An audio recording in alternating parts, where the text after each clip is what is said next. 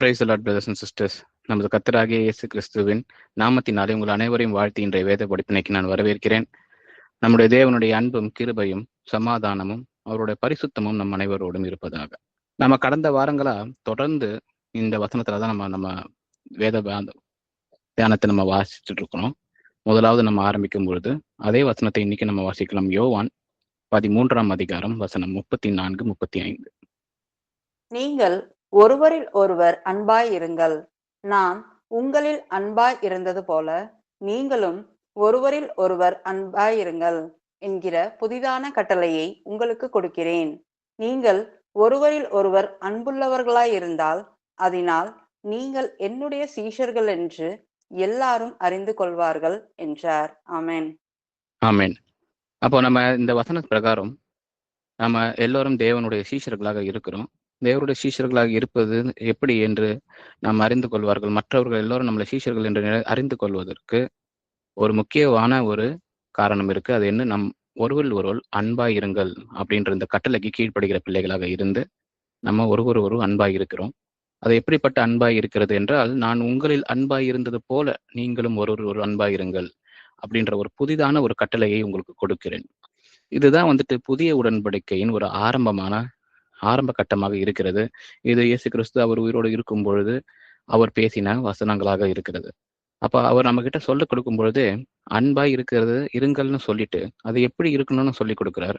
நான் உங்களில் அன்பாய் இருந்தது போல அப்படின்றத தான் நம்ம கடந்த 2 வாரங்களாக தியானித்தோம். அது எப்படிப்பட்ட அன்பாய் இருக்குது. ஏன்னா உலகத்துல நம்ம மனிதர்கள் கூட மாம்சத்தின்படி அன்பாய் இருக்க முடியும். அவர்களுடைய தேவைகளை சந்திப்பதன் மூலமாகவும் அவர்களுக்கு மாம்ச ரீதியான உணவையோ உடையையோ இல்ல தேவையான பணத்தையோ கொடுப்பதன் மூலமாக மற்றவர்கள் நம்ம அன்பு செலுத்த முடியும். இல்லை அவர்கள் விசாரிப்பதன் மூலமாக நம்ம அன்பை செலுத்த முடியும். ஆனால் தேவன் அப்படிப்பட்ட அன்பை செலுத்தினாரா என்று நம்ம யோசித்து பார்க்கணும். ஏன்னா அவர் நம்ம கூட சொல்லும் பொழுது மனிதர்களை அவர்களுடைய கட்டுகளிலிருந்து விடுதலை கொடுக்கக்கூடிய ஒரு விடுதலை நாயகனாக இயேசு கிறிஸ்து நம்மில் உலாவி வந்தார். அது மட்டும் இல்லாம அவர் சுவிசேஷத்தை அறிவிக்கிறவராக இருந்தார். எங்கும் சுற்றி திரிந்து சகல ஜாதிகளுக்கும் அவர் சுவிசேஷத்தை அறிவிக்கிறவராய் இருந்தார்னு சொல்லி நம்ம பார்க்கிறோம். பட்டணங்களோறும் சென்று அவர் தேவனுடைய வார்த்தைகளை அவர் அவர் யார் என்று அந்த புதிதான கட்டளைகளை கொடுக்கும் வண்ணமாக அவர் சுற்றி திரிந்து ஊழியத்தை செய்து வந்தார்னு சொல்லி பார்க்கிறோம். அதுதான் உண்மையான அன்பாய் இருக்கிறது. அப்ப நாமளும் கூட இன்று சீஷர்களாக இருக்கிறவர்கள் மேலும் சீஷர்களை உருவாக்குவதற்காக இந்த ஊழிய அழைப்பிற்கு அழைக்கப்பட்ட பிள்ளைகளாக இருக்கிறோம். அப்ப அந்த ஊழியத்தின் அழைப்பு அதை அவர் அழைத்தவராய் இருக்கிறார். அதுதான் நம்ம கிரேட் கமிஷன் அப்படின்னு சொல்லி நம்ம கடந்த வாரங்கள்ல தியானித்து பார்த்தோம். அப்போ இயேசு சமீபத்தில் மத்தேயு 28ஆம் அதிகாரத்தில் நம்ம வாசித்து பார்த்தோம். அவர்களை நோக்கி, வானத்திலும் பூமியிலும் சகல அதிகாரமும் எனக்கு கொடுக்கப்பட்டிருக்கிறது.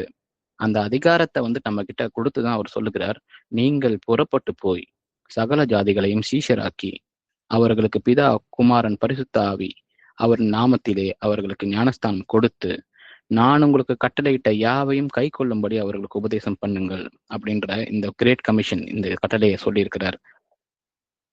அதே போல லூக்காவிலே நம்ம வாசித்து பார்த்திருந்தோம். எழுதியிருக்கிறபடி கிறிஸ்து பாடுபடவும் 3ஆம் நாளில் மரித்தோரிலிருந்து எழுந்திருக்கும் வேண்டியதா இருந்தது. அன்றியும் மனம் திரும்புதலும் பாவ மன்னிப்பும் எருசலேம் தொடங்கி சகல தேசத்தாருக்கும் அவருடைய நாமத்தினாலே பிரசங்கிக்கப்படவும் வேண்டியது அப்படின்னு சொல்லி, நீங்கள் இவைகளுக்கு சாட்சிகளாய் இருக்கிறீர்கள்னு சொல்லிதான் அவருடைய அப்போஸ்தலர்களுக்கு இந்த வசனங்களை சொல்லி கொடுத்து அவர் அனுப்பினார்னு சொல்லி பார்க்கிறோம். அப்போ சுவிசேஷத்தை அறிவிப்பதன் மூலமாக நாம் தேவன் எப்படி நம்ம மேல் அன்பு கொண்டிருந்தாரோ அதே போல் மற்றவரிடம் அன்பு கொண்டிருக்க முடியும். அதற்கு இந்த ஊழிய அழைப்பு ஒரு முக்கியமானதா இருக்கு. புறப்பட்டு போய் அப்படின்னு சொல்லி சகல ஜாதிகளையும் சீஷராக்குவது நம் அனைவர் மேலும் விழுந்த கடமையா இருக்குன்னு சொல்லி நம்ம பார்த்து வந்தோம். அதை அவர் வெறுமனே அதை ஒரு கமாண்டா சொல்லி கொடுத்தது மட்டும் இல்லாம அதை செய்து காண்பிப்பவராகவும் இருந்தார் இயேசு கிறிஸ்துன்றதை நம்ம கடந்த வாரங்கள்ல நம்ம தியானித்து பார்த்துருந்தோம். அப்போ அதையே தான் அவருடைய அப்போஸ்தலர்கள் யாரை அவர் அனுப்பினாரோ அவர்கள் செய்தார்களா? அதே போல அவர் செய்தது அந்த பேதுருவை அழைக்கும் பொழுது ஒரு 3 படிநிலைகளாக அவர் அதை செய்ய சொல்லியிருந்தார். முதலாவது, என் ஆட்டுக்குட்டிகளுக்கு நீர் உணவை கொடுப்பாயா அப்படின்னு சொல்லி பேதுருக்கிட்ட முதல் தடவை கேட்கும் பொழுது கேட்கிறார். 2வது தடவை, என் ஆடுகளை மேய்ப்பாயா அப்படின்னு சொல்லி கேட்டாரு. 3வது தடவை, என் ஆடுகளுக்கு நீ உணவு கொடுப்பாயா அப்படின்னு சொல்லி 3 தடவை 3 கட்டளைகளை அவர் கொடுக்கிறார். அப்போ பேதுருவை அவர் 3 தடவை மன்னிக்கும் பொழுது இந்த எப்படிப்பட்ட சீஷத்துவத்தை அவர் செய்ய வேண்டும் அப்படின்ற அந்த ஊழிய பணியின் அந்த 3 படிநிலைகளை அவர் கூறினார்ன்றத நம்ம வாசித்து பார்த்தோம். அதையே தான் இயேசு கிறிஸ்துவும் செய்தார் அப்படின்றத எல்லாத்தையும் நம்ம பார்த்தோம். இன்றைக்கு நாம பார்க்க போறது அதையே அவர் சொன்னபடியே, இயேசு சொன்ன பிரகாரமே பேதுருவும் பவுலும் யோவானும் இந்த 3 அப்போஸ்தலர்களும் அதைத்தான் செய்தார்களா அப்படின்றத நம்ம இன்னைக்கு ஆராய்ந்து பார்க்க போகிறோம். அதே படிநிலைகளை அவங்க ஃபாலோ பண்ணாங்களான்றதையும் நம்ம பார்க்க போகிறோம். அநேக வசனங்கள் இருந்தாலும் நம்ம சில வசனங்களை மட்டுமே எடுத்துதான் நம்ம பார்க்க போகிறோம். ஏன்னா இது வந்துட்டு ஒரு பெரிய பைபிள் ஸ்டடியா இருக்கும். அவங்க செய்த எல்லாத்தையுமே இயேசு கிறிஸ்து அவர்களுக்கு சொல்லி காண்பித்து வாழ்ந்து காண்பித்த எல்லாவற்றையுமே அவர்கள் அதை பார்த்து கற்றுக்கொண்டு அதையே வந்துட்டு அப்போஸ்தலர்களும் செய்தார்கள். ஏன்னா நாம இன்னைக்கு ஊழிய அழைப்பிற்கு அழைக்கப்பட்ட பிள்ளைகளாக இருக்கிறோம். நமக்கு வந்துட்டு தேவன் இதை வெறும் கட்டளையாக மட்டும் சொல்லிவிடல, அதை செய்து காண்பித்திருக்கிறார். அதற்கான உதாரணங்களாக அப்போஸ்தலர்களும் திகழ்ந்திருக்கிறார்கள். அதன் மூலமாவே நாம ஊழிய பயணத்தை எப்படி செய்யறது, எப்படி வந்துட்டு அவரை பற்றின அந்த உபதேசத்தை கொண்டு போய் சேர்ப்பது அப்படின்றது எல்லாத்தையுமே நம்ம வேதத்திலிருந்து கற்றுக்கொள்ள முடியும் அப்படின்னு அதன் மூலயமா தான் நாம இந்த வேத படிப்பினையை நம்ம படித்து வந்தோம். இன்னைக்கு சில வசனங்களை கொண்டு நம்ம அதை ஆராய்ந்து பார்ப்போம். இந்த 4 பேர் தேவன் இயேசுவா இருக்கிற பொழுது அவர் செய்த விஷயங்கள், சொன்ன விஷயங்களுக்கு அதே போல அந்த விஷயங்களை மீண்டுமாய் சொல்லி அப்போஸ்தலர்கள் சுவிசேஷத்தை அறிவித்திருக்கிறார்கள் அப்படின்ற விஷயத்தை பார்ப்போம். அதுவும் இந்த 3 படிநிலையோடு சேர்ந்து. முதலாவது நம்ம வாசிக்கலாம். மார்க்கு 1ஆம் அதிகாரம் 15ஆம் வசனம். காலம் நிறைவேறிற்று, தேவனுடைய ராஜ்யம் சமீபமாயிற்று, மனம் திரும்பி சுவிசேஷத்தை விசுவாசியுங்கள் என்றார். ஆமென். ஆமென். இப்ப நம்ம வந்துட்டு இயேசு கிறிஸ்து முதலாவது அந்த ஆட்டுக்குட்டிகளாய் இருக்கிற அந்த முதலாவது இந்த விசுவாசத்துக்குள் நுழைகிற சீஷர்களுக்கு, அவர்கள் வந்து சிறு பிள்ளைகளை போல இருக்கிறார்கள், அவர்களுக்கு பால் உணவை கொடுக்க வேண்டிய அவசியம் இருக்கிறது. அப்படிப்பட்டவர்களுக்கு தான் இந்த மாதிரியான வசனங்களை கொடுத்து அவர்களை முதலாவது விசுவாசிகள் இருந்து அவர்களை சீஷர்களாக மாற்றுவதற்கான வேலைகளையும் அதுக்கு தேவையான விஷயங்களை சொல்லிக் கொடுக்கிறவராக இருக்கிறார். அப்போ இயேசுவும் சரி, அதற்கு முன்பாக வந்த யோவான் ஸ்நானனும் சரி, இவங்க 2 பேருமே வந்துட்டு அவங்களுடைய சுவிசேஷத்தை ஆரம்பிக்கும் பொழுது இப்படிதான் சொல்லியிருந்தாங்க. காலம் நிறைவேறிட்டு தேவனுடைய ராஜ்யம் சமீபமாயிற்று, மனம் திரும்பி சுவிசேஷத்தை விசுவாசியுங்கள் அப்படின்னு சொல்லியிருந்தாங்க. நம்ம கடந்த வாரங்கள்ல இந்த மனம் திரும்புதல் தான் முதல் கட்டமா இருக்குன்றத பொறுத்து அந்த மனம் திரும்புதலை குறித்து நம்ம விரிவா பார்த்திருந்தோம். ஸோ முதலாவது சொல்லும் பொழுது மனம் திரும்புதல் முக்கியமான தேவையா இருக்கு. ரிப்பென்டன்ஸ் அது வந்துட்டு ஒரு ஃபவுண்டேஷனல் டாக்டரினா இருக்கு. முதலாவது மனம் திரும்பும் பொழுதுதான் தேவன் பக்கம் நம்ம திரும்புகிறதா இருக்குன்னு சொல்லப்படுகிறது இல்லையா? நாம நம்மளுடைய மனம் போன போக்கில போய் கொண்டிருந்த வாழ்க்கையில தேவன் வந்து சொல்லுகிறார், காலம் சமீபமாயிற்று, நீங்கள் உங்கள் மனதை என்னை நோக்கி திருப்புங்கள் அப்படின்ற அந்த அழைப்பை விடுத்து கொடுத்துதான் முதலாவது வந்துட்டு அவருடைய ஊழிய பயணத்தை அவர் தொடங்குகிறார்னு சொல்லி பார்க்கிறோம். வாசிக்கலாம். யோவான் 1ஆம் அதிகாரம் 12ஆம் வசனம். அவருடைய நாமத்தின் மேல் விசுவாசம் உள்ளவர்களாய் அவரை ஏற்றுக்கொண்டவர்கள் எத்தனை பேர்களோ அத்தனை பேர்களும் தேவனுடைய பிள்ளைகள் ஆகும்படி அவர்களுக்கு அதிகாரம் கொடுத்தார். ஆமென். ஆமென். இரண்டாவதாக தேவன் தன்னுடைய நாமத்தின் மேல் விசுவாசம் உள்ளவர்களாய் அவரை ஏற்றுக்கொண்டவர்கள் எத்தனை பேர்களோ அத்தனை பேர்களும் தேவனுடைய பிள்ளைகளாகும்படி அவர்களுக்கு அதிகாரம் கொடுக்கிறார். அப்போ இயேசு கிறிஸ்து அவருடைய இரண்டாவது அவர் சொல்லுகிறார், அவருடைய நாமத்தை அவர் வந்துட்டு நிறுவுகிறான்னு சொல்லி பார்க்கிறோம். நான் வந்துட்டு என்னுடைய சுயநாமத்திலே நான் வரவில்லை, நான் என்னை அனுப்பினவருடைய நாமத்திலே வருகிறேன்னு சொல்லுகிறார். அந்த நாமத்தை பிரசித்தப்படுத்துகிறார். முதலாவது இயேசு கிறிஸ்து என்கிற நாமம் பிதாவின் நாமமாய் இருக்கிறதுன்றத அவர் சொல்லி அந்த நாமத்தின் மேல் விசுவாசம் உள்ளவர்களாக அவர் ஏற்றுக்கொள்ளும் விதமாக தான் அவரை பத்தி அவர் தெரிவிக்கிறார்னு சொல்லி பார்க்கிறோம். இதுவும் வந்துட்டு ஒரு ஃபவுண்டேஷனல் டாக்டரினா இருக்கு இல்லைங்களா? அப்ப தேவனுடைய ராஜ்யத்தை நுழைகிறவர்களுக்கு அந்த ராஜ்யம் யாரின் நாமத்தின் மேல் நமக்கு வைக்கப்பட்டிருக்கிறதுன்றத சொல்லும் விதமாக அவருடைய பிள்ளைகளுக்கு அவர் சொல்லிக் கொடுக்கிறார். அந்த நாமத்தின் மேல் விசுவாசம் உள்ளவர்களாக இருப்பவர்களுக்கு தான் தேவனுடைய பிள்ளைகள் ஆகும்படி அந்த அதிகாரத்தை தேவன் கொடுத்திருக்கிறார்னு சொல்லுகிறார். அதே போல இன்னொரு வசனம் வாசிக்கலாம். யோவான் 3ஆம் அதிகாரம் 3ஆம் வசனம். இயேசு அவனுக்கு பிரதியுத்தரமாக, ஒருவன் மறுபடியும் பிறவாவிட்டால் தேவனுடைய ராஜ்யத்தை காண மாட்டான் என்று மெய்யாகவே மெய்யாகவே உனக்கு சொல்லுகிறேன் என்றார். ஆமென். ஆமென். அப்போ நீரினால் எடுக்கப்படுகிற ஞானஸ்தானமும் ஒரு ஃபவுண்டேஷனல் டாக்டரினா இருக்கு இல்லைங்களா? ஆரம்பத்துல ஒரு முக்கியமானதா இருக்கு. அப்போ சிறு பிள்ளைகளாக விசுவாசத்துல வளர்ந்து வருகிற பிள்ளைகளாக இருக்கும் பொழுதே முதலாவது மனம் திரும்புதலை பற்றி சொல்லிக் கொடுக்கிறார். அப்போ புதிய பர்த், அந்த நியூ பர்த்ன்னு சொல்லப்படுகிற அந்த மறுபடியும் பிறக்கிறத பத்தி, அது தேவனுடைய ராஜ்யத்தை அந்த பிறக்கா விட்டால் தேவனுடைய ராஜ்யத்தை காண மாட்டான் என்று சொல்லி நிக்கோதேமுக்கு சொல்லுவதன் மூலமாக தேவன் அந்த ஃபவுண்டேஷன் டாக்டர்ஸ் எல்லாத்தையும் வந்துட்டு சொல்லிக் கொடுக்கிறவராக இருக்கிறார். இதுதான் வந்துட்டு என்னோட ஆட்டு குட்டிகளுக்கு உணவை கொடுக்கக்கூடியதா இருக்குது. இன்னும் அநேக வசனங்கள் இருக்கு. ஆனா இந்த மாதிரியான அந்த ஸ்டார்டிங் ஸ்டேஜ்ல வந்து சொல்ல வேண்டிய முக்கியமான விஷயங்கள், மனம் திரும்புதா இருந்தாலும் சரி, நீரினால் ஞானஸ்தானம் எடுக்க போறதா இருந்தாலும் சரி, பரிசுத்தாவினால் ஞானஸ்தானம் எடுக்க போறதா சரி, இது எல்லாத்தையும் சொல்லிக் கொடுப்பதுதான் முதல் கட்டமாக இயேசு செய்தார்னு சொல்லி பார்க்கிறோம். அப்ப இதையே தான் பேதுருவும் யோவானும் பவுலும் செய்தார்களா? நம்ம வாசித்து பார்க்கலாம். அப்போஸ்தலர் நடவடிக்கைகள் 2ஆம் அதிகாரம் 38ஆம் வசனம் வாசிக்கும். பேதுரு அவர்களை நோக்கி, நீங்கள் மனம் திரும்பி ஒவ்வொருவரும் பாவ மன்னிப்புக்கென்று இயேசு கிறிஸ்துவின் நாமத்தினாலே ஞானஸ்தானம் பெற்றுக் கொள்ளுங்கள். அப்பொழுது பரிசுத்த ஆவியின் வரத்தை பெறுவீர்கள். ஆமென். ஆமென். அப்போஸ்தலர் நடவடிக்கையில் முதலாவது பேதுரு பரிசுத்த ஆவியை பெற்றுக்கொண்ட பிறகு அவர் வந்துட்டு இந்த வசனத்தை எடுத்து சொல்லுகிறார் இல்லையா? பேதுரு அவர்களை நோக்கி, நீங்கள் மனம் திரும்பி ஒவ்வொருவரும் பாவ மன்னிப்புக்கென்று இயேசு கிறிஸ்துவின் நாமத்தினாலே ஞானஸ்தானம் பெற்றுக்கொள்ளுங்கள், அப்பொழுது பரிசுத்த ஆவியின் வரத்தை பெறுவீர்கள் அப்படின்னு சொல்லி தான் முதலாவது அவர் பரிசுத்த ஆவியை எடுத்துக்கொண்டதுக்கு அப்புறம் மற்றவர்களுக்கு போதிக்கிற முதல் வசனமா இருக்கு. அப்ப அப்போஸ்தலர்கள் பேதுருவோடு சேர்ந்து மற்ற 11 அப்போஸ்தலர்களும் எழுந்துதான் இந்த வசனங்கள் வந்து சொல்லப்படுகிறதா இருக்கு. அப்போ இதே மனம் திரும்புதலை குறித்து தான் முதலாவது அவரது வாயிலிருந்து வார்த்தை வருகிறது. அப்போ தேவனை இயேசு கிறிஸ்துவை இயக்கிய அவரே ஆவியாய் இருக்கிறார். அந்த ஆவியானவர் இயக்கப்படும் பொழுதே இந்த தொடர்பு அப்படியே எப்படி வந்துட்டு இயேசு கிறிஸ்து சொல்லி கொடுத்திருக்கிறாரோ அதன்படியே சுவிசேஷத்தை அறிவிப்பதற்கு இந்த பேதுருவால முடிகிறது. முதலாவது அவர் எழுந்து சொல்லும் பொழுது மனம் திரும்புதலை பற்றிய அந்த ஃபவுண்டேஷன் டாக்டர்ஸ் சொல்லுகிறார்.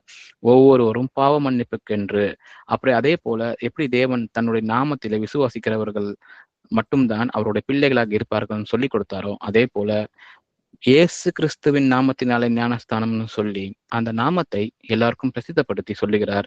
இந்த நாமத்தை தான் வந்துட்டு தேவன் கொடுத்திருக்கிறார், இதை அன்றி வேறு நாமம் நமக்கு கொடுக்கப்படவில்லை என்ற அந்த நாமத்தின் முக்கியத்துவத்தையும் சொல்லிதான் அவர் முதலாவது இந்த வசனங்களை சொல்லுகிறார்னு சொல்லி பார்க்கிறோம். அப்பொழுதுதான் பரிசுத்த ஆவியின் வரத்தை நீங்கள் பெறுவீர்கள் அப்படின்னு சொல்லி இந்த காரணத்தை சொல்லிதான் முதல்ல அவர் வந்து அப்படி அவருடைய ஊழிய பணியை ஆரம்பிக்கிறார் அப்படின்னு சொல்லி நம்ம பார்க்கிறோம். வாசிக்கலாம். அதே போல அப்போஸ்தலர் நடவடிக்கைகள் 3ஆம் அதிகாரம் 19ஆம் வசனம். ஆனபடியினாலே கர்த்தருடைய சன்னிதானத்திலிருந்து இளைப்பாறுதலின் காலங்கள் வரும்படிக்கும் முன்னே குறிக்கப்பட்ட இயேசு கிறிஸ்துவை அவர் உங்களிடத்தில் அனுப்பும்படிக்கும். ஆமென்.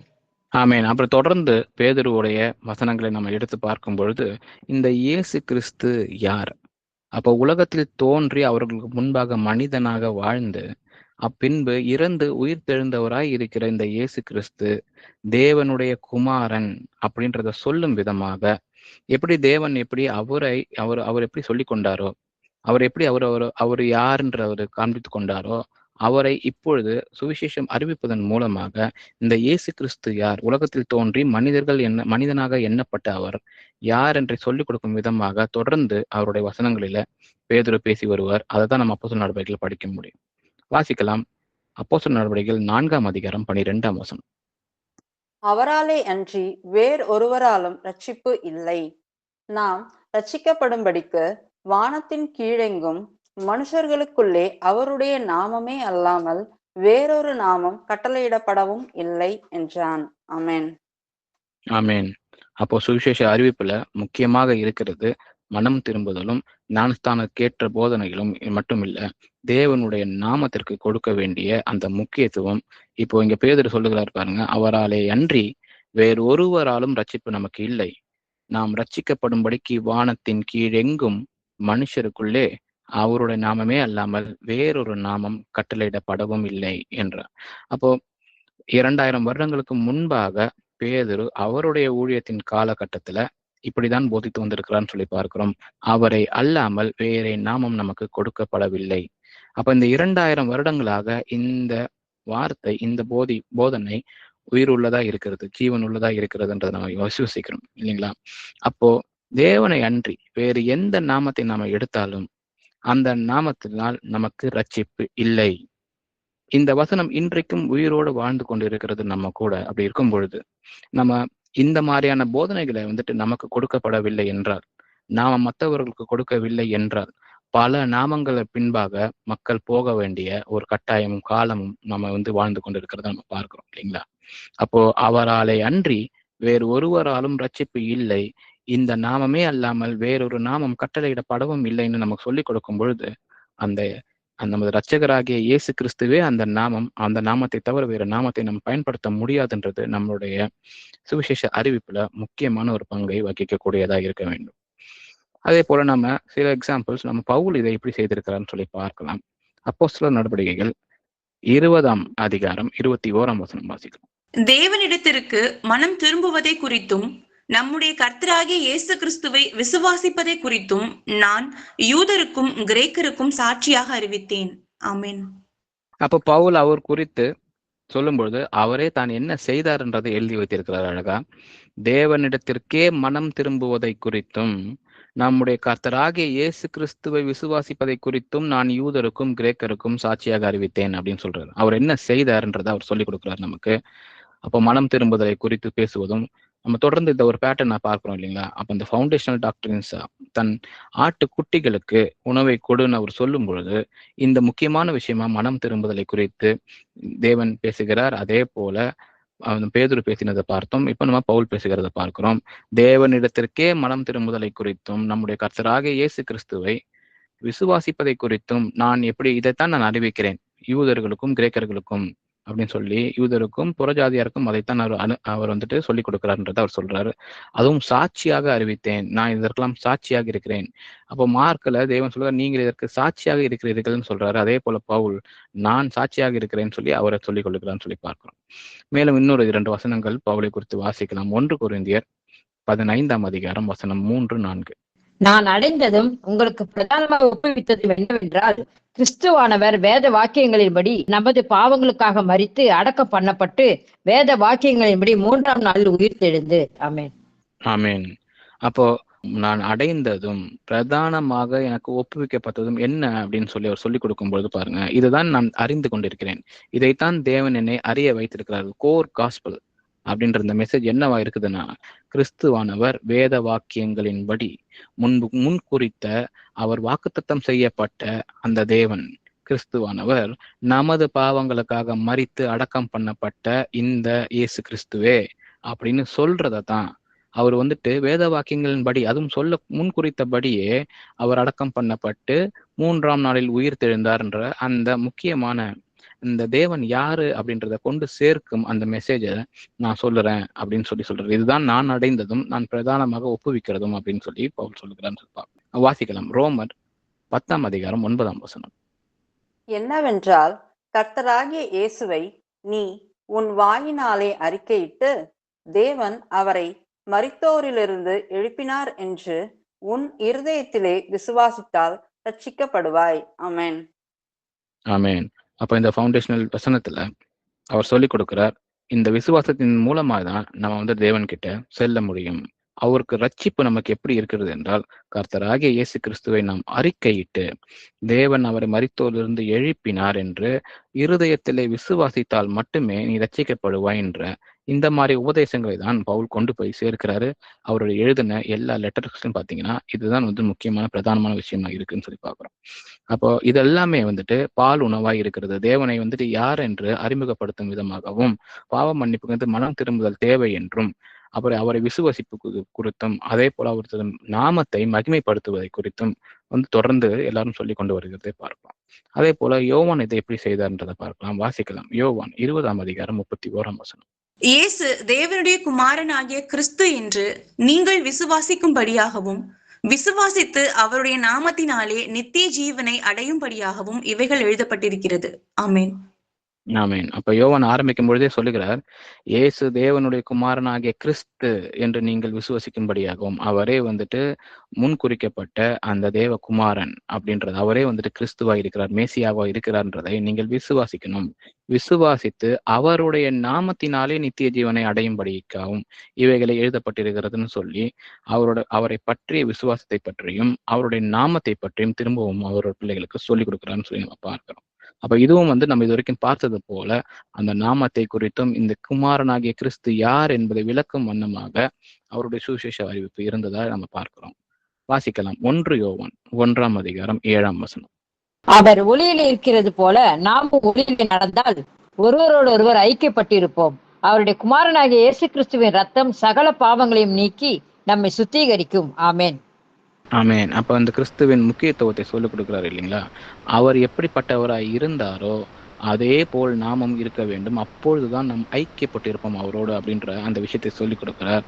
குமாரனாகிய கிறிஸ்துவின் ரத்தமே சகல பாவங்களையும் நீக்கி நம்மை சுத்திகரிக்க உதவுகிறது அப்படின்னு சொல்லி இட்ஸ் கிளென்சிங். அந்த கிளென்சிங் வந்துட்டு தேவனாலே ஏற்படுகிறது. அது கிரைஸ்ட் ஜீசஸால மட்டும்தான் அப்படின்ற அந்த விஷயங்களையும் சொல்லிக் கொடுக்கிறார். அதே போல வாசிக்கலாம். 1 யோவான் 5:13. உங்களுக்கு நித்திய ஜீவன் உண்டென்று நீங்கள் அறியவும் தேவகுமாரனுடைய நாமத்தின் மேல் நீங்கள் விசுவாசமாய் இருக்கவும் தேவகுமாரனுடைய நாமத்தின் மேல் விசுவாசமாய் இருக்கிற உங்களுக்கு இவைகளை எழுதியிருக்கிறேன். ஆமென். ஆமென்.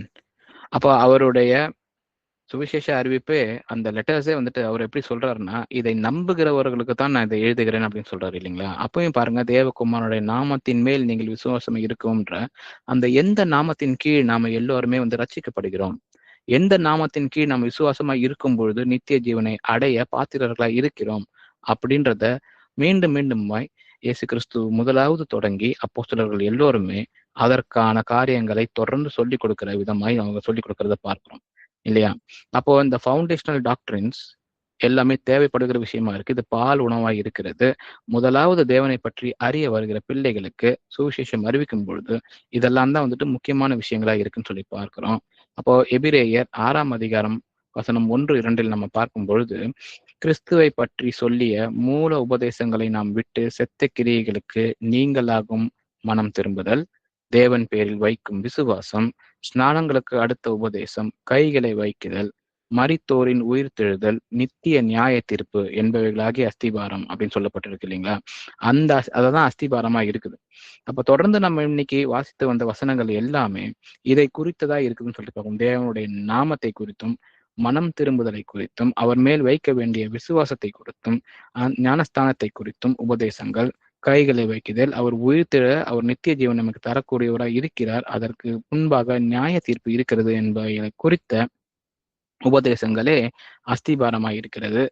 இந்த அஸ்திபார கட்டடத்தை நாம் கொண்டு போய் சொல்லுவதே முதலாவது நம்ம ஆட்டுக்குட்டிகளுக்கு கொடுக்கக்கூடிய உணவாய் இருக்கிறது. இது முதலாவது தேவனை பற்றி அறிய வரும் பிள்ளைகளுக்கு சொல்ல வேண்டிய சுவிசேஷமா இருக்குதுன்னு சொல்லி நமக்கு இந்த வேத வசனங்கள் சொல்லி கொடுக்குதுன்றதை நம்ம பார்க்கிறோம். இரண்டாவதாக நம்ம பார்க்கலாம், ஷெப்பர்ட் மை ஷீப் அப்படின்னு சொல்றாரு இல்லையா? என் ஆடுகளை மேய்ப்பாயாக.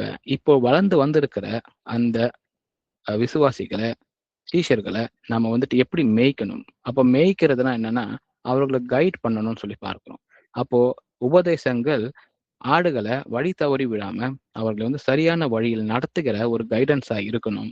அதே போல கீழ்ப்படிதலின் முக்கியத்துவத்தை சொல்லிக் கொடுக்க வேண்டியதா இருக்கும். அதே போல அந்த கவர்னன்ட் ரிலேஷன்ஷிப், அவரோட செய்திருக்கிற அந்த உடன்படிக்கை எவ்வளவு முக்கியமான உடன்படிக்கையா இருக்கிறது, அதை எப்படி நாம பிசாசிடம் வந்து அதை வஞ்சிக்காமல் நம்மை காத்து கொள்ள வேண்டியதா இருக்குன்னு சொல்லி எல்லா உபதேசங்களும் இரண்டாம் கட்டமாகிய இந்த ஷெப்பர்ட் மை ஷீப், என்னுடைய ஆடுகளை மேய்ப்பாயாக அப்படின்ற அந்த அம்பரலாக்குள்ள வருதுன்னு சொல்லி நம்ம பார்க்கிறோம். அதற்கான வசனங்களை தேவன் எப்படி சொல்லியிருக்கிறார், அதே போல பேதுருவும் பவுலும் யோவானும் சொல்லியிருக்கிறத நம்ம வாசிக்கலாம். மத்தேயு 5:17-18 வாசிக்கலாம். நியாய பிரமாணத்தை ஆனாலும் தீர்க்க தரிசனங்களை ஆனாலும் அழிக்கிறதற்கு வந்தேன் என்று எண்ணிக்கொள்ளாதேயுங்கள். அழிக்கிறதற்கு அல்ல, நிறைவேற்றுகிறதற்கே வந்தேன். வானமும் பூமியும் ஒழிந்து போனாலும் நியாய பிரமாணத்தில் உள்ளதெல்லாம் நிறைவேறும் அளவும் அதில் ஒரு சிறு எழுத்தாகிலும் ஒரு எழுத்தின் உறுப்பாகிலும் ஒழிந்து போகாது என்று மெய்யாகவே உங்களுக்கு சொல்லுகிறேன். ஆமென். ஆமென். அப்ப இது மத்தேயு 5:17 பாத்தீங்கன்னா, தேவன் அடுத்த கட்ட தன்னுடைய பிள்ளைகளுக்கு, தொடர்ந்து தன்னை பின்பற்றுகிற பிள்ளைகளுக்கு அவர் சொல்லிக் கொடுக்கிற விதம் இருக்கிறது. இதுல ஒரு முக்கியமான விஷயத்தை கொஞ்சம் சொல்லிக் கொடுக்கிறார். இது பால் உணவை விட கொஞ்சம் அதிகமான ஒரு விஷயம் நிறைந்த வசனங்களா இருக்கிறது. இங்கே அவர் சொல்லிக் கொடுக்கிறார், நியாய பிரமாணத்தினாலும் சரி, தீர்க்க தரிசனங்களானாலும் சரி, அழிக்கிறதற்கு வந்தேன் என்று எண்ணிக்கொள்ளாதீங்கள். ஏன்னா தொடர்ந்து நியாய பிரமாணத்தையும் தீர்க்க தரிசனங்களையும் தேவன் நிறைவேற்றுகிறவராய் இருக்கிறார். அப்படி சொல்லும் பொழுது அவர் சொல்லுகிறார், அழிக்கிறதற்கு அல்ல, நிறைவேற்றுவதற்காகவே வந்தேன். அப்போது வானமும் பூமியும் ஒழிந்து போனாலும் நியாய பிரமாணத்தில் உள்ள எல்லாம் நிறைவேறும் அளவும் அதில் ஒரு சிறு எழுத்தாகிலும் ஒரு எழுத்தின் உறுப்பாகிலும் ஒழிந்து போகாது என்று மெய்யாகவே உங்களுக்கு சொல்லுகிறேன் அப்படின்னு சொல்லி கொடுக்கிறார். அப்போ தேவனுக்கு முன்பாக பழைய ஏற்பாட்டு காலத்தில் இருந்து இயேசு கிறிஸ்து வந்த காலம் வரைக்கும் உள்ள நியாய பிரமாணங்கள் எல்லாமே தேவன் நிறைவேற்றுகவே வந்திருக்கிறார்னு சொல்லி அவர் சொல்லி கொடுக்கிறார். அது நிறைவேறும் அளவும் அதிலிருந்து ஒன்றும் அழிந்து போகாது.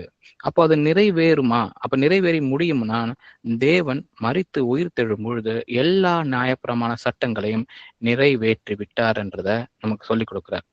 அப்போ அந்த நியாயப்பிரமாணத்திலிருந்து எதையாகிலும் பழைய ஏற்பாட்டு காலத்தில் இருந்த நியாயப்பிரமாணத்தை எதையாகிலும் எடுத்துக்கொண்டு வந்து வைத்து இன்றைக்கு நமக்கு ரட்சிப்பு அடைவதற்கு அது தேவை என்று உபதேசிக்கிறவன் பிதாவினுடைய பிள்ளை அல்ல.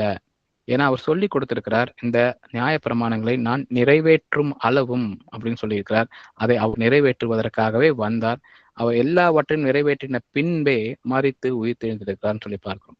அப்போ இந்த உபதேசம் சரியாக உபதேசிக்கப்பட்டு நாம் அதை புரிந்து கொண்டவர்களாக இருந்தாலும் சரி, நம்ம மற்றவர்களிடம் போய் கொண்டு சேர்த்து சொல்லி இருந்தாலும் சரி, பழைய ஏற்பட்ட காலத்தில் இருந்த எந்த நியாயப்பிரமாணத்தையும் எடுத்து இன்னைக்கு அது அப்ளிகபிள்னு சொல்ல உபதேசம் செய்ய யாரும் செய்ய மாட்டார்கள். அது தவறு என்பதை புரிந்து கொள்வார்கள்.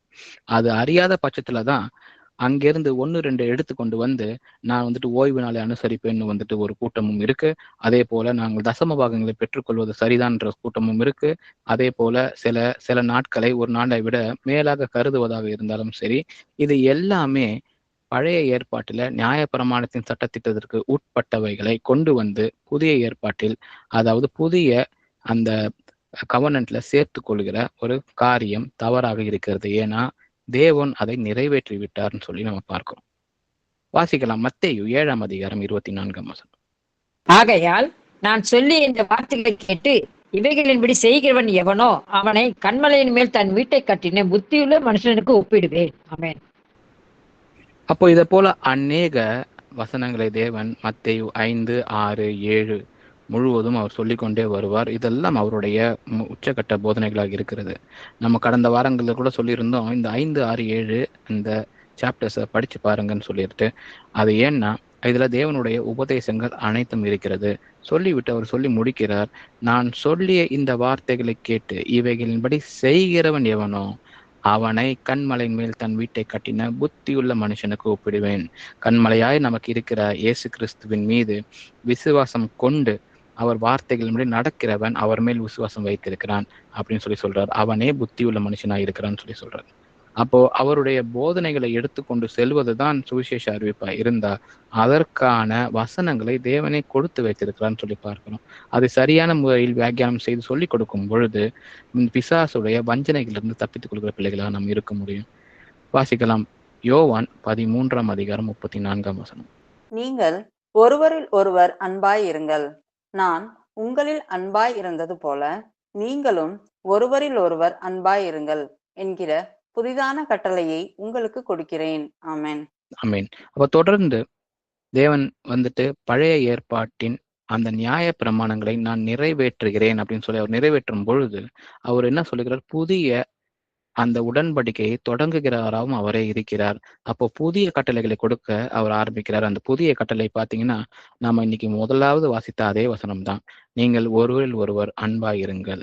அந்த அன்பு எப்படிப்பட்டதா இருக்க வேண்டும் என்றால், நான் உங்களில் அன்பாய் இருந்தது போல நான் எதையெல்லாம் செய்து என்னுடைய அன்பை உங்களுக்கு காண்பித்திருக்கிறேனோ அதை போல செய்வதே நீங்கள் அன்பாய் இருப்பதுன்றத சொல்லி கொடுக்கிறார்.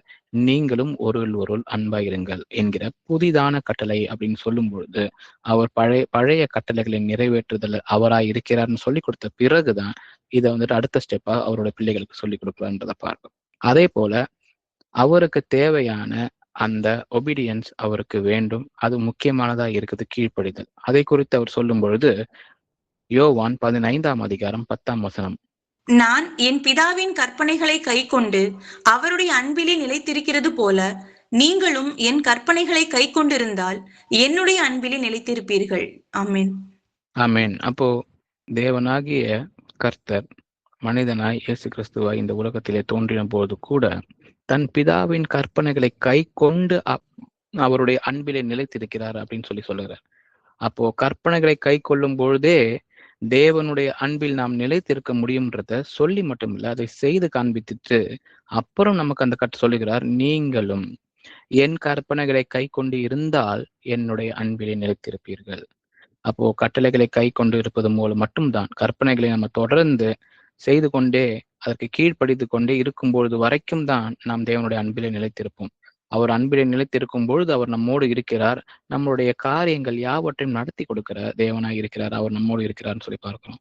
அப்போ கட்டளைகளுக்கு கீழ்ப்படியாமல் தேவனை நாம என்னைக்குமே அவருடைய அன்பில் நிலைத்திருக்க முடியாதுன்ற இந்த வசனங்களை அவருடைய ஆடுகளுக்கு கைடன்ஸா, அவருடைய அந்த வளர்ந்து வருகிற சீஷர்களுக்கு அவர் வந்துட்டு அந்த கைடன்ஸா அதை கொடுக்கிறாருன்னு சொல்லி இந்த படி வசனங்கள் அநேகம் இருக்கிறது. நம்ம ஒன்று சில தான் பார்க்கிறோம். அதே போல இப்ப பேதுரு என்ன மாதிரியான வசனங்கள் இதற்கு தொடர்ந்து இதை செய்திருக்கிறான்னு சொல்லி வாசிக்கலாம். அப்போஸ்தலர் நடவடிக்கைகள் 5ஆம் அதிகாரம் 29ஆம் வசனம் வாசிக்கலாம். அதற்கு பேதுருவும் மற்ற அப்போஸ்தலரும், மனுஷனுக்கு கீழ்ப்படுகிறதை பார்க்கிலும் தேவனுக்கு கீழ்ப்படுகிறதே அவசியமாய் இருக்கிறது. ஆமென். ஆமென். அப்போ மனிதனுக்கு கீழ்ப்படுவதை பார்க்கிலும்னு சொல்லி சொல்லும் பொழுது இங்கே பேதுரு சொல்லுகிறார், தேவனுக்கு கீழ்ப்படுகிறதே மிகவும் அவசியமாய் இருக்கிறது. நம்ம கண்களுக்கு முன்பாக காணப்படுகிற இந்த மனுஷர்கள், அவர்கள் சொல்லுகிற கட்டளைகள், அந்த கட்டளைகளை கீழ்ப்படியாவிட்டால் அவர்கள் கூறுகிற தண்டனைகள், இது எல்லாம் வந்துட்டு அவர்களை அன்னைக்கு மிரட்டும் பொழுதும் கூட எதில் உறுதியாய் இருக்கிறார் பேதுரு, எதை சொல்லி அங்கிருந்த எல்லோருக்கும் கற்றுக் கொடுக்கிறாருன்னு பாருங்க. தேவனுக்கு கீழ்ப்படுகிறதே அவசியமாய் இருக்கிறது என்று சொல்லி அந்த அவையில இருக்கிற எல்லோரையும் அவர் ஆச்சரியப்படுத்துகிறார். அங்கேயுமே அவர் வந்துட்டு சுவிசேஷத்தை அறிவிக்கிறவராக தான் இருக்கிறார். மனிதனுக்கு அல்ல, தேவனுக்கு கீழ்ப்படுகிறதே அவசியமாய் இருக்கிறது. வாசிக்கலாம். அப்போஸ்தலர் நடவடிக்கைகள் 10ஆம் அதிகாரம் 43ஆம் வசனம். அவரை விசுவாசிக்கிறவன் எவனோ அவன் அவருடைய நாமத்தினாலே பாவ மன்னிப்பை பெறுவான் என்று தீர்க்கதரிசிகள் எல்லாரும் அவரை குறித்தே சாட்சி கொடுக்கிறார்கள் என்றான். ஆமேன்.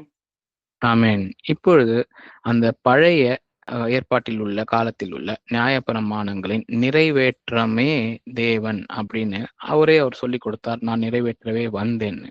அது தொடர்பான வசனங்களை இங்க சொல்லி கொடுக்கறத நம்ம பார்க்க முடிகிறது.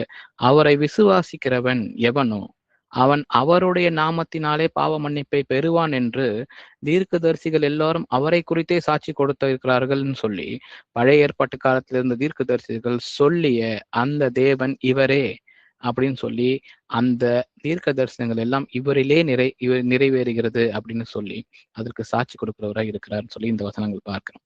அப்போ அதே தான் இவரும் சொல்லி கொடுக்கிறார். அந்த பழைய ஏற்பாட்டு காலத்தில் இருந்த தீர்க்க தரிசனங்களானாலும் சரி, இவரை குறித்த அந்த நியாய பிரமாணங்களாக இருந்தாலும் சரி, அதை நிறைவேற்றுகிறவர் இயேசு கிறிஸ்துவே அப்படின்னு சொல்லி கொடுக்கிறத நம்ம பார்க்கிறோம். அதே போல வாசிக்கலாம். அப்போஸ்தலர் 15ஆம் அதிகாரம் 10ஆம் வசனம். இப்படி இருக்க நம்முடைய பிதாக்களாலும் நம்மாலும் சுமக்க கூடாதிருந்த நுகத்தடியை சீஷர் கழுத்தில் மேல் சுமத்துவதினால் நீங்கள் தேவனை சோதிப்பானேன். கர்த்தராகிய இயேசு கிறிஸ்துவின் கிருபையினாலே அவர்கள் ரட்சிக்கப்படுவது எப்படியோ அப்படியே நாமும் ரட்சிக்கப்படுவோம் என்று நம்பி இருக்கிறோமே என்றான். ஆமென். ஆமென். அப்போ பழைய நியாயப்பிரமாண சட்டத்திட்டங்களை அவங்க வந்துட்டு அந்த இடத்துல சொல்லி ஒரு பிரச்சனையை உண்டாக்குற கட்டத்துல இந்த வசனங்களை எடுத்து கூறுகிறார் பேதுரு. அவர் எப்படி சொல்றாரு பாருங்க. நம்முடைய பிதாக்களாலும் நம்மாலும் சுமக்க கூடாது இருந்த அந்த நுகத்தடி, அந்த பழைய ஏற்பாட்டின் காலத்தில் இருந்த நியாயப்பிரமாணங்கள், சுமக்க கூடாது இருந்த அந்த நுகத்தடியை சீஷர்கள் கழுத்தின் மேல் சுமத்துவதனால் நீங்கள் தேவனை சோதிப்பானேன். ஏனென்றால் இயேசு கிறிஸ்து நியாயப்பிரமாணத்தின் நிறைவேற்றுதலாய் இருந்து விட்டார். அதை நிறைவேற்றியும் விட்டார். அவர் மாத்திரமே அதை நிறைவேற்ற முடிந்தது. அப்படி இருக்கும் பொழுது இனி அந்த நுகத்தடியை சீஷர்கள் கழுத்தின் மேல் சுமத்துவது தவறு அப்படின்னு சொல்லிக் கொடுக்கிறார். அதே போல 11ஆம் வசனத்துல கர்த்தராகிய இயேசு கிறிஸ்துவின் கிருபையினால் தான் நாம் ரட்சிக்கப்பட்டிருக்கிறோம். அவர்கள் ரட்சிக்கப்படுகிறது எப்படியோ அப்படியே நாமும் ரட்சிக்கப்படுவோம் என்று நம்பி இருக்கிறோம் அப்படின்னு சொல்றாரு. பழைய ஏற்பாட்டு காலத்தில் இருந்த பிள்ளைகளும் சரி, வந்துட்டு தேவனுடைய காலகட்டத்திற்கு பின்பாக இருக்கிற நாமும் சரி, அவருடைய கிருபையினால் மாத்திரமே ரட்சிக்கப்படுகிறோம். எந்த விதமான பழைய ஏற்பாட்டு காலத்தில் இருந்த நியாயப்பிரமாணங்களினால் அல்ல அப்படின்ற இந்த உபதேசங்கள் ஆட்டுக்குட்டிகளாய் வளர்ந்து வந்து கொண்டிருக்கிற சீஷர்கள் வளர்ந்து அந்த விசுவாசத்திலும் அவரை பற்றி அறிகிற அறிவிலும் வளர்ந்து கொண்டு வருகிற சீஷர்களுக்கு அடுத்த கட்டமாய் சொல்லிக் கொடுக்கிற விஷயங்களா இருக்குது. அப்ப பவுல் இதை எப்படி செய்திருக்கிறான்னு சொல்லி நம்ம ஒரு 1-2 வசனங்களை வாசித்து பார்க்கலாம். ரோமர் 7ஆம் அதிகாரம் 4ஆம் வசனம் வாசிக்கலாம். அப்படி போல என் சகோதரரே, நீங்கள் மரித்தோரிலிருந்து எழுந்த கிறிஸ்து என்னும் வேறொரு உடையவர்களாகி தேவனுக்கென்று கனி கொடுக்கும்படி கிறிஸ்துவின் சரீரத்தினாலே நியாயப்பிரமாணத்துக்கு மரித்தவர்களானீர்கள். ஆமென். ஆமென். அப்போ நம்ம நியாய பிரமாணத்திலிருந்து விடுதலை பெற்றிருக்கிறோம்ன்றத பவுல் அநேக வசனங்களை குறித்து அவர் சொல்லி கொடுத்திருக்கிறார். நம்ம 1-2 வாசகங்களை வாசித்தால் போதும். ஏன்னா இதை குறித்து அதிகமாய் போதித்தவர்கள் பவுல் இருக்கிறான்னு சொல்லி நம்ம பார்க்க முடிகிறது இல்லையா? அப்போ இந்த வசனங்கள் சொல்லப்படுகிறது, அப்படி போல என் சகோதரரே, நீங்கள் மரித்தோரிலிருந்து எழுந்து கிறிஸ்து என்னும் வேறொருவராகி தேவனுக்கென்று கனி கொடுக்கும்படி கிறிஸ்துவின் சரீரத்தினாலே அவருடைய சரீரத்தினாலே நியாயப்பிரமாணத்துக்கு மரித்தவர்களானீர்கள். தேவன் தன் சரீரத்தை கொடுத்து அவர் மரித்து அதனால் அவர் உயிர்த்தெழும் பொழுது நியாயப்பிரமாணம் நிறைவேறின தோட்டு நியாயப்பிரமாணத்திற்கு நாம் மரித்தவர்களாய் இருக்கிறோம் அப்படின்ற அந்த போதனையை அவர் சொல்லிக் கொடுக்கறத பார்க்கிறோம். அப்போ நியாயப்பிரமாணத்தின் கட்டுகள் இருந்து நாம் விடுதலை அடைந்திருக்கிறோம்.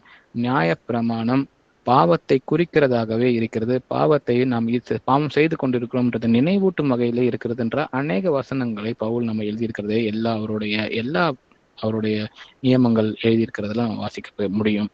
பவுல் அதை ரொம்ப அழகாக நமக்கு சொல்லி கொடுக்கிறார். நமக்கு அந்த சட்ட திட்டங்களிலிருந்து தேவன் சுயாதீனத்தை கொடுத்திருக்கிறார் அப்படின்னு சொல்லி. இன்னொரு வசனம் வாசிக்கலாம். கலாத்தியர் 5ஆம் அதிகாரம் 1ஆம் வசனம்.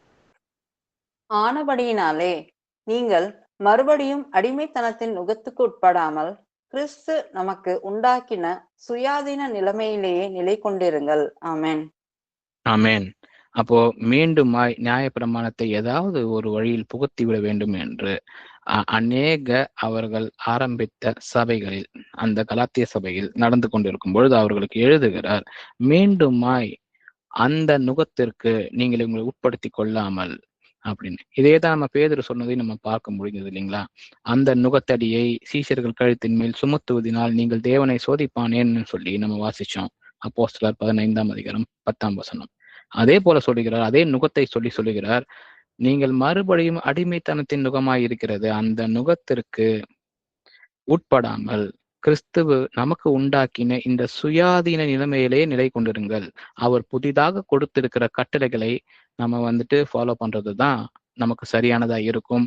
பழைய ஏற்பாட்டு காலத்தில் இருந்த எந்த நியாய பிரமாணங்களையும் கொண்டு புகுத்துவது புதிய ஏற்பாட்டு காலத்தில் அது சரியாக இருக்காதுன்ற அந்த விஷயங்களை குறித்து போதிக்கிறார்னு சொல்லி பார்க்கணுமா? நாமும் கூட நாம் செல்லும் இடங்களில் சுவிசேஷத்தை அறிவிப்பதற்கு இது உதவியாக இருக்கிறது. 2ஆம் கட்டமாக நாம செய்ய வேண்டிய இந்த முக்கியமான விஷயங்களை இவர்கள் எல்லாரும் நமக்கு சொல்லிக் கொடுத்திருக்கிறார்கள் சொல்லி பார்க்கிறோம். இறுதியாக இந்த இதுல யோவான் என்ன சொல்லிக் கொடுக்கிறான்னு சொல்லி பார்க்கணும். 1 யோவான் 2ஆம் அதிகாரம் 24ஆம் வசனம் வாசிக்கலாம். ஆகையால் ஆதி முதல் நீங்கள் கேள்விப்பட்டது உங்களில் நிலைத்திருக்க கடவது. ஆதி முதல் நீங்கள் கேள்விப்பட்டது உங்களில் நிலைத்திருந்தால் நீங்களும் குமாரனிலும் பிதாவிலும் நிலைத்திருப்பீர்கள். ஆமென். ஆமென். அப்போ நமக்கு இயேசு கிறிஸ்து சொல்லிக் கொடுத்தது போலவே அவரிலும் பிதாவிலும் நிலைத்திருப்பது எப்படி? நீங்கள் ஆதி முதல் கேள்விப்பட்டது உங்களில் நிலைத்திருக்க கடவது. நீங்கள் கேள்விப்பட்டதில் நீங்கள் நிலைத்திருந்தால், அவர் சொல்லிக் கொடுத்த வசனங்கள் உங்கள் மனதில் எப்போதும் நிலைத்திருந்தால் எந்த விதமான வஞ்சனையிலும் நாம் சிக்கிக்கொள்ள மாட்டோம். அப்படி சிக்கிக்கொள்ளாமல் இருக்கும் பொழுது அந்த வழி நடத்துதல் பேரில் நாம் தேவனிடத்தில் நிலைத்திருக்கிற பிள்ளைகளாக இருப்போம். அப்ப இதை தொடர்ந்து இதே போல வசனங்களை அவரே சொல்லிக் கொடுக்கிறார். 1 யோவான் 3ஆம் அதிகாரம் 24ஆம் வசனம் வாசிக்கலாம். அவருடைய கட்டளையை கை கொள்ளுகிறவன் அவரில் நிலைத்திருக்கிறான், அவரும் அவனில் நிலைத்திருக்கிறார். அவர் நம்மில் நிலைத்திருக்கிறதை அவர் நமக்கு தந்தருளின ஆவியினாலே அறிந்திருக்கிறோம். ஆமென். ஆமென். அப்போ அவரும் அவனில் நிலைத்திருக்கிறார், அவரில் நாமும் நிலைத்திருக்கிறோம். எப்பொழுதென்றால் அவருடைய கட்டளைகளை கை கொள்கிறவனே அப்படின்னு சொல்லி பார்க்கிறோம். அப்போ இந்த கட்டளைகளை கை கொள்ளுவதால் மாத்திரமே தேவனில் நிலைத்திருக்க முடியும். அவரும் மனிதன் அந்த கட்டளை கை கொள்கிறவனில் நிலைத்திருக்கிறார். அதை நாம் எப்படி அறிந்து கொள்ள வேண்டும் என்றால் அதை அவர் நமக்கு தந்தறின ஆவியினாலே நாம் அறிந்திருக்கிறோம், பரிசுத்த ஆவியினாலே அறிந்திருக்கிறோம் சொல்லி நமக்கு சொல்ல முடியுது. இதுதான் கேரண்டியா இருக்கு. அப்ப இந்த 2ஆம் கட்டத்துல இருக்கிற அந்த சுவிசேஷத்தை ஏற்றுக்கொண்டு வளர்ந்து வருகிற பிள்ளைகளுக்கு சொல்லக்கூடிய விதம் அந்த கட்டளைகளில் நிலைத்திருக்கிறது. தேவனுடைய கட்டளைகள் அவர் கொடுத்திருக்கிறார். அதை நம்ம மத்தேயு, மார்க்கு, யோவான்ல படிக்க முடியும். அதே போல அந்த கட்டளைகளை எடுத்து அதில் நிலைத்து இருக்கிறவனே அவர் நிலைத்து இருக்கிறான். இதே வசனத்தை இன்னொரு தடவை சொல்லிக் கொடுக்க 2 யோவான் 1 9 வாசிக்கலாம். கிறிஸ்துவின் உபதேசத்திலே நிலைத்திராமல் மீறி நடக்கிற எவனும் தேவனை உடையவன் அல்ல. கிறிஸ்துவின் உபதேசத்தில் நிலைத்திருக்கிறவனோ பிதாவையும் குமாரனையும் உடையவன். ஆமென். ஆமென். அப்ப பாருங்க, திருப்பியும் இதில் நிலைத்திருக்கிறவர்கள் யாரு, நிலைத்திருக்காதவர்கள் எப்படிப்பட்டவர்கள் இருக்கிறார்ன்றத திருப்பியும் சொல்லிக் கொடுக்கிறார். கிறிஸ்துவின் உபதேசத்தில் நிலைத்திராமல் மீறி நடக்கிறவர்கள் எவனும்.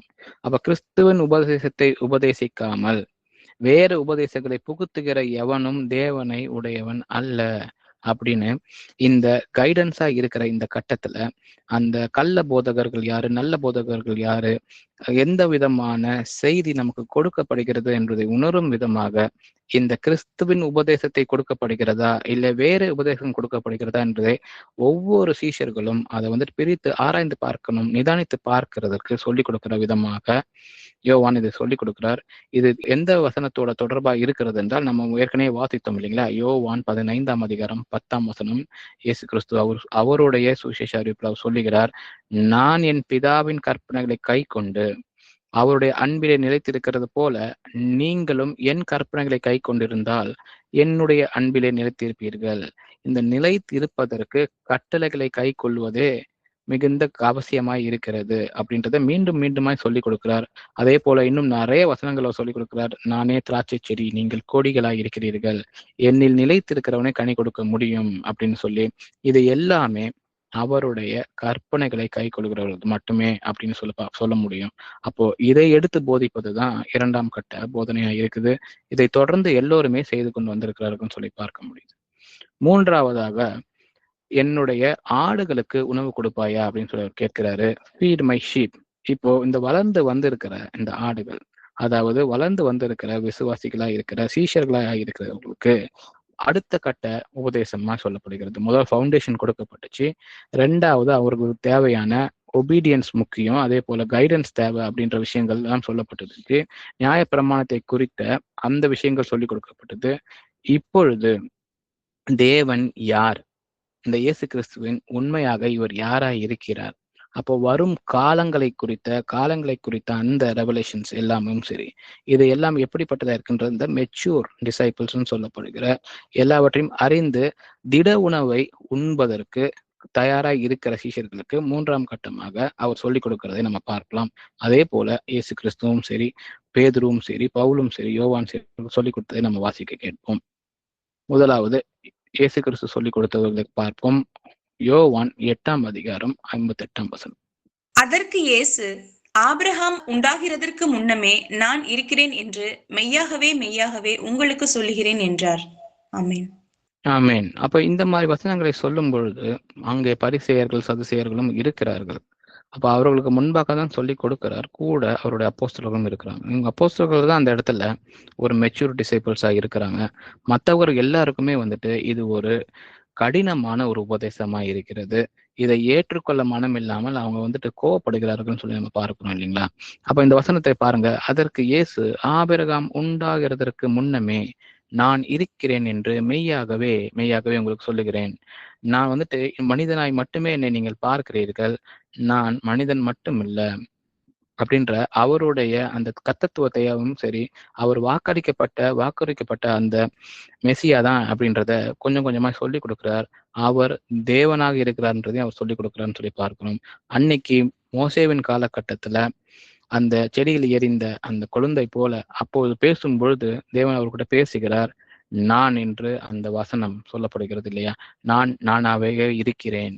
அந்த வசனத்தை எடுத்து அவர் உபயோகிக்கிறார் இங்கே. ஆபிரகாம் உண்டாவதற்கு முன்னமே நானாக இருக்கிறேன், நான் இருக்கிறேன் என்று மெய்யாகவே மெய்யாகவே உங்களுக்கு சொல்லுகிறேன். அப்போ அந்த எபிரேய வார்த்தை பயன்பாட்டில் இல்லாத காலகட்டத்துல, ஏன்னா அது தேவன் பயன்படுத்தினதுனால அதை பயன்பாட்டில் இல்லாத இருந்த காலகட்டம், அந்த ஹயா என்ற அந்த எபிரேய வார்த்தையை தேவன் பயன்படுத்தும் பொழுது அங்க உள்ள அனைத்தருக்கும் அது கடினமா இருக்கிறது. சில பேருக்கு எரிச்சலை உண்டாக்குகிறது. இவர் தன்னை தேவனுக்கு நிகராக காண்பிக்க முயல்கிறார் என்று சொல்லி கோவப்படுறாங்க, கல்லை எடுத்து அடிக்க முயற்சி செய்யறாங்கன்னு சொல்லி பார்க்கிறோம். இது கடினமான போதனையா இருந்தாலும் இதுதான் தேவனை நன்றாக அறிந்த பிள்ளைகளுக்கு அவர் சொல்லிக் கொடுக்கிற விஷயங்களா இருக்குதுன்னு சொல்லி பார்க்கிறோம். அதே போல யோவான் 10:30 நமக்கு எல்லாருக்கும் தெரியும். நானும் பிதாவும் ஒன்றாய் இருக்கிறோம்னு சொல்லி அவர் சொல்லிக் கொடுக்கிறார். அப்போ இந்த மாதிரியான போதனைகளை அவர் தொடர்ந்து சொல்லும் பொழுது அங்கு இருக்கிற வளர்ந்து வந்த ஆடுகளுக்கு மாத்திரமே அதை டைஜஸ்ட் பண்ணி முடிகிற விஷயமா இருக்கிறது. இது மிகவும் திட உணவாக இருக்கிறதுன்னு சொல்லி பார்க்கணும். இன்றைக்கும் கூட அநேகர் இதை டைஜஸ்ட் பண்ண முடியாம கஷ்டப்படுகிறத பார்க்கிறோம். தேவனுடைய மகா கிருபையினால நாம சீஷர்களாக இருக்கும் பொழுது இதை நாம இன்னைக்கு நம்மளால டைஜஸ்ட் பண்ண முடியுது. நானும் பிதாவும் ஒன்றாய் இருக்கிறோம், நாங்கள் இருவர் அல்ல ஒன்றாய் இருக்கிறோம் என்ற இந்த முக்கியமான உண்மையை அவர் 3ஆம் கட்டத்துல சொல்லிக் கொடுக்கிறான்னு சொல்லி பார்க்கிறோம். வாசிக்கலாம். யோவான் 17:5. பிதாவே, உலகம் உண்டாகிறதற்கு முன்னே உம்மிடத்தில் எனக்கு உண்டாயிருந்த மகிமையினால் இப்பொழுது நீர் என்னை உம்மிடத்திலே மகிமைப்படுத்தும். ஆமென். ஆமென். அப்போ அடுத்த கட்டம் பாருங்க. பிதாவே, உலகம் உண்டாவதற்கு முன்னே உம்மிடத்தில் எனக்கு உண்டாயிருந்த மகிமையினால். அப்போது உலகம் உண்டாவதற்கு முன்பாக இருந்தே நான் இருந்து கொண்டிருக்கிறேன். நானே தேவனுடைய வார்த்தையா இருக்கிறேன். கர்த்தராகிய இயேசு கிறிஸ்து தேவனுடைய வார்த்தை. அவரே மாம்சமானார்ன்ற அந்த உண்மைய தேவன் அவர் வாயால சொல்லுகிறார். உலகம் உண்டாவதற்கு முன்னே உம்மிடத்தில் எனக்கு உண்டாயிருந்த மகிமை, தேவனுடைய வார்த்தைக்கு உண்டாயிருந்ததும் அப்படின்னு சொல்லி இங்க சொல்லிக் கொடுக்குறான்னு சொல்லி பார்க்கிறோம். அதே போல வாசிக்கலாம். மத்தேயு 24:30. அப்பொழுது மனுஷகுமாரனுடைய அடையாளம் வானத்தில் காணப்படும். அப்பொழுது மனுஷகுமாரன் வல்லமையோடும் மிகுந்த மகிமையோடும் வானத்தின் மேகங்கள் மேல் வருகிறதை பூமியில் உள்ள சகல கோத்திரத்தாரும் கண்டு புலம்புவார்கள். ஆமென். ஆமென். அப்ப நான் இந்த மத்தேயு 24 நீங்கள் முழுவதாக வாசிக்கும் பொழுது அவருடைய அப்போஸ்தலர்கள் மாத்திரம் இருக்கும் பொழுது அந்த ஒலிவ மலையில் அவர் சொல்லிக் கொடுக்கிறத பார்க்க முடியுது. அவர் நல்ல மெச்சூர்டா இருக்கிற அவருடைய டிசைபிள்ஸுக்கு அங்க சொல்லிக் கொடுக்கிறார். வரும் காலங்களை குறித்து நம்ம சொல்லி பார்த்தோம் இல்லைங்களா? வரும் காலங்களில் என்னென்ன ஆகும், அவர் வந்து சென்ற பிறகு நடக்கக்கூடிய விஷயங்களை அந்த மத்தேயு 24 சொல்லிக் கொடுக்கிறார். அப்ப இந்த வசனத்துல மனுஷகுமாரனுடைய அடையாளம் வானத்தில் காணப்படும் அவருடைய வருகையை குறித்து சொல்லுகிறார். அப்பொழுது மனுஷகுமாரன் வல்லமையோடும் மிகுந்த மகிமையோடும் வானத்தின் மேகங்கள் மேல் வருகிறதை பூமியில் உள்ள சகல கோத்திரத்தாரும் கண்டு புலம்புவார்கள் சொல்லுகிற இந்த மெச்சூர்டான டாக்டரின்ஸை பத்தியான விஷயங்களை அந்த மெச்சூர்டா இருக்கிற டிசைபிள்ஸுக்கு சொல்லிக் கொடுக்குற 3ஆம் கட்டமான இந்த மாதிரியான விஷயங்களை சொல்லிக் கொடுக்குறான்னு சொல்லி பார்க்கிறோம். அதை பாத்தீங்கன்னா எல்லோரும் இருக்கும்பொழுது அல்ல, அவர் அப்போஸ்தலர்கள் இருக்கும் மட்டும் அவரை சொல்லிக் கொடுக்கிறான்றதை நம்ம பார்க்கிறோம். அப்போ அதே போல நம்ம மற்ற அப்போஸ்தலர்கள் அதை சொல்லிக் கொடுத்திருக்கிறார்களா அப்படின்றத பார்க்கலாம். 1 பேதுரு 1 வசனம் 10-12 வரை வாசிக்கலாம். உங்களுக்கு உண்டான கிருபையை குறித்து தீர்க்க தரிசனம் சொன்ன தீர்க்கதரிசிகள் இந்த ரட்சிப்பை குறித்து கருத்தாய் ஆராய்ந்து பரிசோதனை பண்ணினார்கள். தங்களில் உள்ள கிறிஸ்துவின் ஆவியானவர் கிறிஸ்துவுக்கு உண்டாகும் பாடுகளையும் அவைகளுக்கு பின்வரும் மகிமைகளையும் முன்னறிவித்த போது இந்த காலத்தை குறித்தார் என்பதையும் அந்த காலத்தின் விசேஷம் இன்னதென்பதையும் ஆராய்ந்தார்கள். தங்கள் நிமித்தமல்ல, நமது நிமித்தமே இவைகளை தெரிவித்தார்கள் என்று அவர்களுக்கு வெளியாக்கப்பட்டது. பரலோகத்திலிருந்து அனுப்பப்பட்ட பரிசுத்த ஆவியினாலே உங்களுக்கு சுவிசேஷத்தை பிரசங்கித்தவர்களை கொண்டு இவைகளை இப்பொழுது உங்களுக்கு அறிவிக்கப்பட்டு வருகிறது. இவைகளை உற்று பார்க்க தேவதூதரும் ஆசையாய் இருக்கிறார்கள். ஆமென். ஆமென். அப்ப பேதுரு அந்த மிஸ்ட்ரி, அந்த சால்வேஷன் மிஸ்ட்ரியை சொல்லிக் கொடுக்குறாரு பாருங்க. இது ஒரு மகிமை நிறைந்த விஷயமா இருக்கிறது. முக்கியமான வசனமாயும் இருக்கிறது. 1 பேதுரு 1 வசனம் 10-12 வரை நம்ம வாசிக்க கேட்டோம். உங்களுக்கு உண்டான கிருபையை குறித்து தீர்க்க தரிசனம் சொன்ன தீர்க்கதரிசிகள் இந்த ரட்சிப்பை குறித்து கருத்தாய் ஆராய்ந்து பரிசோதனை பண்ணினார்கள். அப்ப பழைய ஏற்பாட்டு காலத்துல சொல்லப்பட்ட தீர்க்க தரிசனங்கள், அந்த தீர்க்கதரிசிகள் அதை ஆராய்ந்து பார்த்திருக்கிறார்கள். அது எப்படிப்பட்ட தீர்க்க தரிசனமாக இருக்கிறது அப்படின்னு சொல்லி பார்க்கிறார்கள். தங்களில் உள்ள 11ஆம் வசனத்துல கிறிஸ்துவின் ஆவியானவர் கிறிஸ்துவுக்கு உண்டாகும் பாடுகளையும் அவைகளுக்கு பின்வரும் மகிமையும் முன்னறிவித்த போது இன்ன காலத்தை குறித்தார் என்பதையும் அந்த காலத்தின் விசேஷம் என்னதென்பதையும் ஆராய்ந்தார்கள். அப்ப அவங்களுக்கு தீர்க்க தரிசனமா வரும்பொழுது இது எந்த காலத்தை குறித்த தீர்க்க தரிசனமாக இருக்கு என்பதையும் அந்த தீர்க்கதரிசிகள் ஆராய்ந்து பார்த்திருக்கிறார்கள். பழைய ஏற்பாட்டின் காலத்திலே அவர்கள் எப்படிப்பட்ட மகிமை முன் அறிவிக்கப்பட்டு கொண்டிருக்கிறது, அப்போ எந்த காலத்தில் இது நடக்கும் என்பதை எல்லாத்தையும் குறித்து அவர்கள் ஆராய்ந்து பார்க்கிறார்கள். அப்போ தேவனுடைய இருந்து தீர்க்க தரிசனத்தை அவர்கள் பெற்றுக்கொண்டு அதை சொல்லிய மாத்திரம் மட்டும் இல்லாமல் அதை ஆராய்ந்து பார்த்து கொண்டுதான் இருந்திருக்கிறார்கள் அப்படின்னு சொல்லப்படுகிறது. முக்கியமாக தங்களில் உள்ள கிறிஸ்துவின் ஆவியானவர் அப்படின்ற அந்த வார்த்தை அவர்களுக்குள் இருந்து அன்னைக்கு அவர்கள் பரிசுத்த ஆவியால் இயங்கிக் கொண்டு இருந்தது. திருத்துவத்தில் சொல்லப்படுகிறது போல 3ஆம் நபர் அல்ல, கிறிஸ்துவின் ஆவியானவரே அவர்களுக்குள் இருந்து அவங்க அந்த தீர்க்க தரிசனங்களை சொல்ல அவர்களுக்கு உதவி இருக்கிறார்கள் என்பதையும் இந்த வசனம் சொல்லி காண்பிக்கிறது. அப்போ பழைய ஏற்பாட்டின் காலத்தில் கிறிஸ்துவை பற்றி யாரும் அறியாமல் தெரியாமல் இருந்த காலத்திலேயே அவர்களுக்குள் இருந்து செயல்பட்டது கிறிஸ்துவின் ஆவிதான் என்று பேதுரு விசுவாசிக்கிறார். அதையே தான் அவருடைய பிள்ளைகளுக்கு சொல்லிக் கொடுக்கிறார்னு சொல்லி நம்ம பார்க்கிறோம். அப்போ தங்கள் நிமித்தம் அல்ல, நமது நிமித்தமே இவைகளை தெரிவித்தார்கள் என்று அவர்களுக்கு வெளியாக்கப்பட்டது. அப்போ அவர்களுடைய காலத்தில் நிறைவேறக்கூடிய இந்த தீர்க்க தரிசனங்கள் அல்ல, நம்முடைய இன்றைக்கு நாம இருக்க போகிற காலகட்டத்திலே தான் அது சொல்லப்பட்டிருக்கிறது அப்படின்றதை தெரிந்து கொண்டு பரலோகத்தில் இருந்து அனுப்பப்பட்ட பரிசுத்த ஆவியினாலே உங்களுக்கு சுவிசேஷத்தை பிரசங்கித்தவர்களை குறித்து கொண்டு இவைகள் இப்பொழுது உங்களுக்கு அறிவிக்கப்பட்டு வருகிறது. அப்போ அதற்காக ஏற்பாடு பண்ணப்பட்டவர்களை குறித்து சுவிசேஷம் அறிவிக்கப்பட்டு கொண்டு வருகிறது. இவைகளை உற்று பார்க்க தேவ தூதரும் ஆசையாய் இருக்கிறார்கள். அப்போ தீர்க்க தரிசனங்கள் ஒவ்வொன்றாக நிறைவேறும் காலத்தில் இருக்கிறோம். அந்த நிறைவேறி கொள்ளும் பொழுது அதை எப்படி பிரசங்கிக்கிறார்கள் என்பதை கேட்பதற்காக தேவ தூதர்கள் கூட ஆசையாய் இருக்கிறார்கள் சொல்லப்படும் வகையில சொல்லப்பட்டிருக்கிறது. அப்போ நமக்கு தெரியும், தேவன் யோவான் 8ஆம் அதிகாரம் 24ஆம் வசனத்தை வாசித்து பார்த்தீங்கன்னா, ஆகையால் நீங்கள் உங்கள் பாவங்களில் சாவீர்கள் என்று உங்களுக்கு சொன்னேன், நானே அவர் என்று நீங்கள் விசுவாசியாவிட்டால் உங்கள் பாவங்களிலே சாவீர்கள் அப்படின்ற அந்த வசனம் சொல்லுது. அப்போ தேவன் இயேசு கிறிஸ்து அவர் சொல்லுகிறார், நானே அவர் என்று நீங்கள் விசுவாசியாவிட்டால் உங்கள் பாவங்களிலே சாவீர்கள் அப்படின்னு நமக்கு சொல்லி கொடுத்திருக்கிறார். அப்ப இந்த இடத்துலயுமே தேவனுடைய கிறிஸ்துவனுடைய ஆவியானவரே பழைய ஏற்பாட்டு காலத்திலும் தீர்க்க தரிசனங்களையும் அவர் எப்படிப்பட்ட பாடுகளை அனுபவிக்க போகிறார் என்பதை சொல்லி கொடுத்திருக்கிறார்ன்றதை சொல்லி தேவன் ஒருவரே முழுவதுமாக இந்த பழைய ஏற்பாட்டு காலத்திலும் சரி, புதிய ஏற்பாட்டு காலத்திலும் சரி, நம்முடைய காலகட்டத்திலும் சரி அதை நிறைவேற்றுகிறா இருக்கிறார்ன்றத நம்ம சொல்லி கொடுக்குறாங்கன்னு சொல்லி பார்க்கிறோம். இதுதான் அந்த 3ஆம் கட்ட நிலையில இருக்கிற சீஷர்களுக்கு சொல்லக்கூடிய விஷயங்களா இருக்குது. தொடர்ந்து நம்ம பவுலுடைய உபதேசங்களுக்கு போகலாம். கொலோசியர் 1ஆம் அதிகாரம் வசனம் 15 - 17 வரை வாசிக்கலாம். அவர் அதரிசமான தேவனுடைய தற்ஸ்வரூபம், சர்வ சிருஷ்டிக்கு முந்தின பேருமானவர். ஏனென்றால் அவருக்குள் சகலமும் சிருஷ்டிக்கப்பட்டது, பரலோகத்தில் உள்ளவைகளும் பூலோகத்தில் உள்ளவைகளுமாகிய காணப்படுகிறவைகளும் காணப்படாதவைகளுமான சகல வஸ்துக்களும், சிங்காசனங்களும் கர்த்தத்துவங்களானாலும் துரைத்தனங்களானாலும் அதிகாரங்களானாலும் சகலமும் அவரை கொண்டும் அவருக்கென்றும் சிருஷ்டிக்கப்பட்டது. அவர் எல்லாவற்றிற்கும் முந்தினவர், எல்லாம் அவருக்குள் நிலைத்திருக்கிறது. ஆமென். ஆமென். அப்போ பவுல் இந்த வசனங்கள் மூலமாக அவருடைய பிள்ளைகளுக்கு அவர் சொல்லிக் கொடுப்பது என்னவென்றால், அவருடைய சீஷர்களை அவர் உருவாக்குகிறார். அந்த சீஷர்களுக்கு சொல்லிக் கொடுக்கிறார், அவரே இவர், அவர்தான் அதர்சனமான தேவனுடைய சத்தற்சரூபமும் சர்வ சிருஷ்டிக்கும் முந்தின பேருமானவர்னு சொல்லி கொடுக்கும் பொழுது எல்லாமே சிருஷ்டிக்கப்பட்டவைகள் எல்லாமே அவரால் அவருக்கென்று சிருஷ்டிக்கப்பட்டிருக்கு என்ற அந்த உண்மைகளை சொல்லிக் கொடுக்குறான்னு சொல்லி நம்ம பார்க்கிறோம். அப்போ இந்த கட்டத்துல இருக்கிற அவருடைய சீஷர்களுக்கு அந்த காலத்துல அவர் சொல்லிக் கொடுக்கும் பொழுது இவர்தான், அவரே எல்லாவற்றுக்கும் முந்தினவர், எல்லாம் அவருக்குள் நிலைத்திருக்கிறது.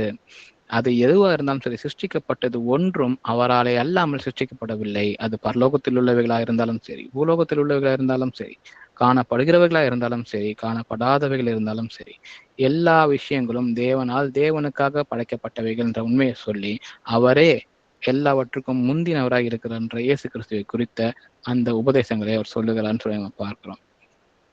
அதே போல நம்ம தொடர்ந்து யோவான் சொல்லி கொடுக்கிற விஷயங்களுக்கு போவோம். யோவான் 1ஆம் அதிகாரம் வசனம் 1 - 3 நம்ம வாசிக்கலாம். ஆதியிலே வார்த்தை இருந்தது, அந்த வார்த்தை தேவனிடத்தில் இருந்தது, அந்த வார்த்தை தேவனாய் இருந்தது. அவர் ஆதியிலே தேவனோடு இருந்தார். சகலமும் அவர் மூலமாய் உண்டாயிற்று. உண்டானதொன்றும் அவராலே அல்லாமல் உண்டாகவில்லை. அந்த வார்த்தை மாம்சமாகி கிருபையினாலும் சத்தியத்தினாலும் நிறைந்தவராய் நமக்குள்ளே வாசம் பண்ணினார். அவருடைய மகிமையை கண்டோம். அது பிதாவுக்கு ஒரே பேரானவருடைய மகிமைக்கு ஏற்ற மகிமையாகவே இருந்தது. ஆமென். ஆமென்.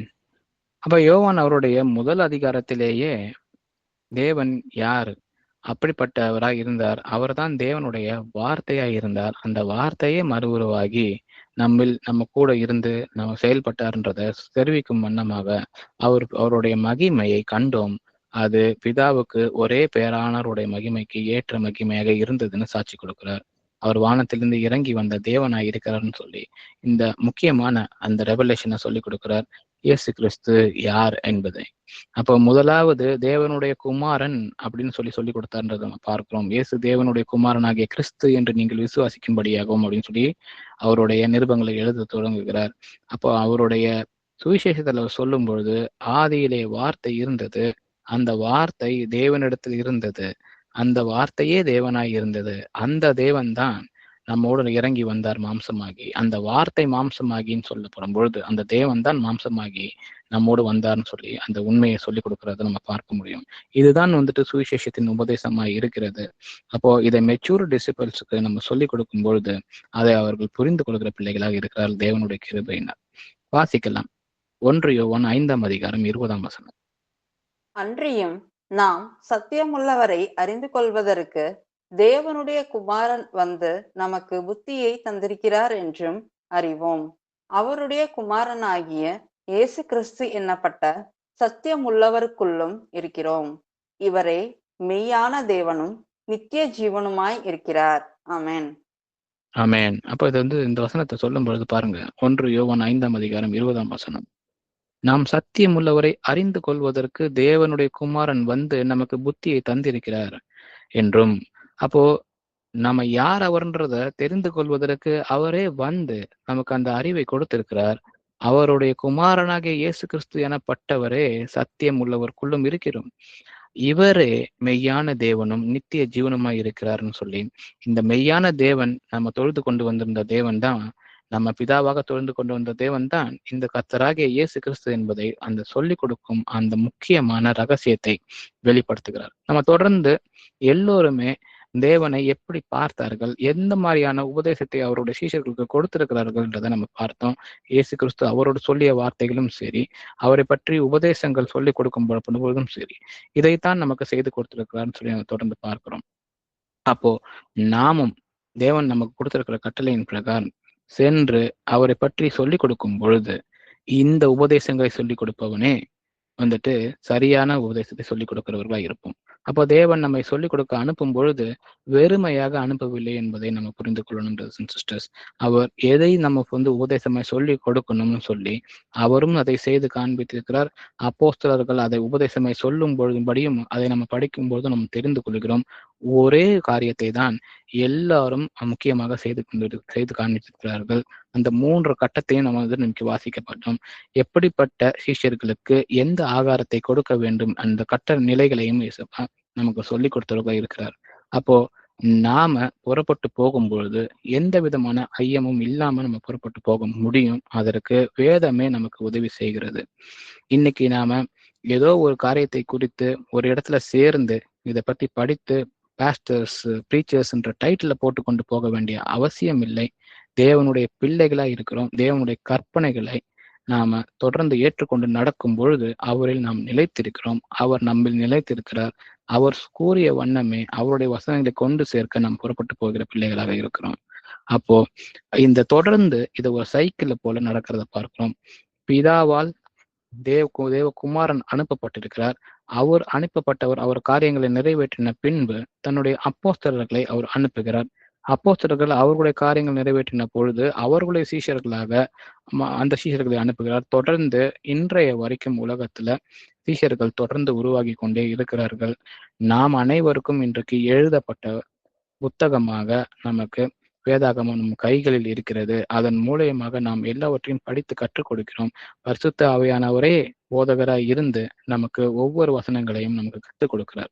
அதிலே நாம் பற்றி கொண்டு நிலைத்திருப்போமே ஆனால் தேவனுக்கு ஏற்ற பிள்ளைகளாகவே இருப்போம். தேவனுக்கு ஏற்ற விஷயங்களை நாம செய்வோம். சரியான போதனைகளை நம்ம போதிக்க முடியும் அப்படின்னு நமக்கு தெரியுது.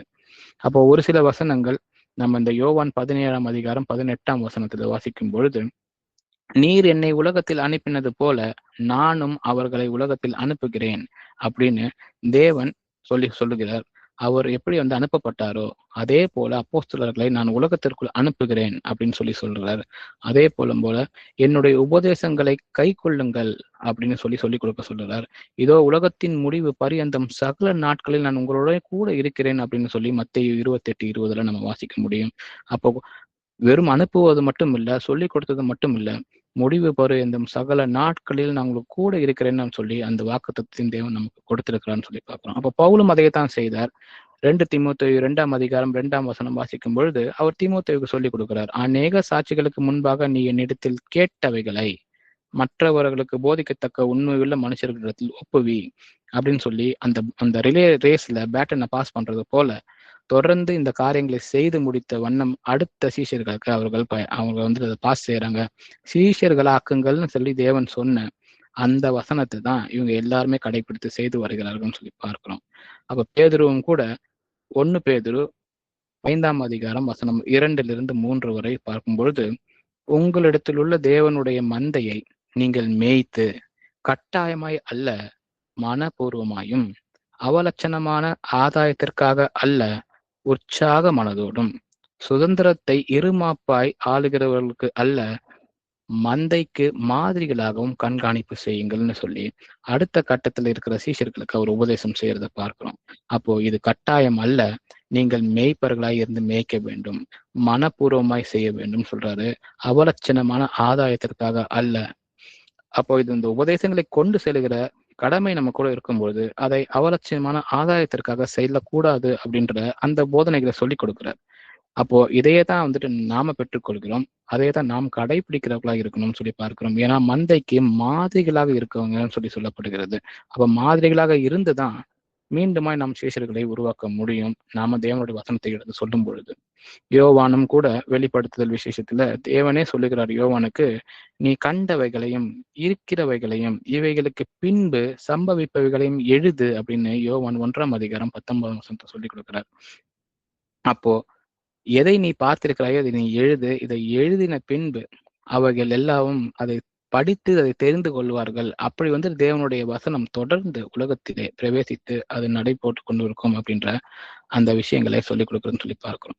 அப்ப இது ஒரு தடவை ஆரம்பித்து தேவனோட அது முடிவதில்லை, இல்லை அப்போஸ்தலர்களோட முடிவதில்லை. தொடர்ந்து தேவனுடைய அந்த வசனங்கள், தேவனை பற்றின செய்திகள் உலகத்தில் உள்ள சகல ஜாதிகளுக்கும் கொண்டு சேர்க்க வேண்டும். அப்பொழுதுதான் முடிவு வரும் அப்படின்னு சொல்லி நம்ம தேவன் நமக்கு சொல்லியிருக்கிறார்.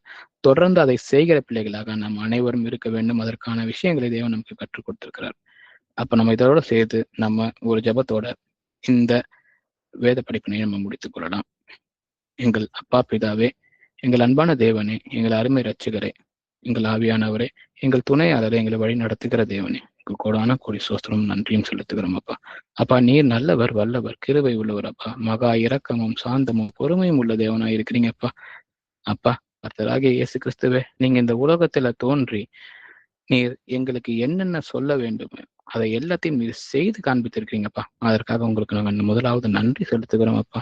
நீர் வெறும் சொல்லுகிற தேவனா இல்ல, கிரியைகளில் நடப்பிக்கிற தேவனா இருக்கிறீங்க. அதையே எங்களுக்கு நீங்க இன்னைக்கு சொல்லி கொடுத்துருக்கீங்கப்பா.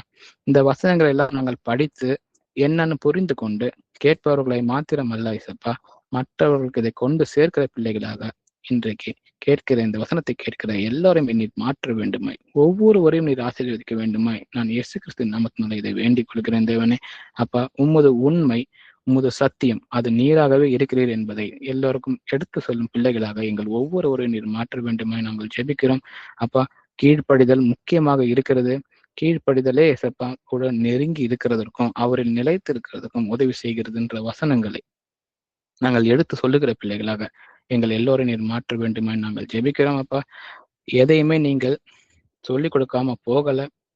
இந்த பிசாசின் வஞ்சனைகள் எப்படிப்பட்டவைகளா இருக்கிறது உலகத்திலிருந்து, அதை எப்படி நாங்கள் ஆராய்ந்து பார்த்து வசனத்தை கொண்டு பார்த்து அதிலிருந்து விடுதலை அடைகிற பிள்ளைகளாக இருக்கணும்னு நீங்க சொல்லிக் கொடுத்துருக்கிறீங்க.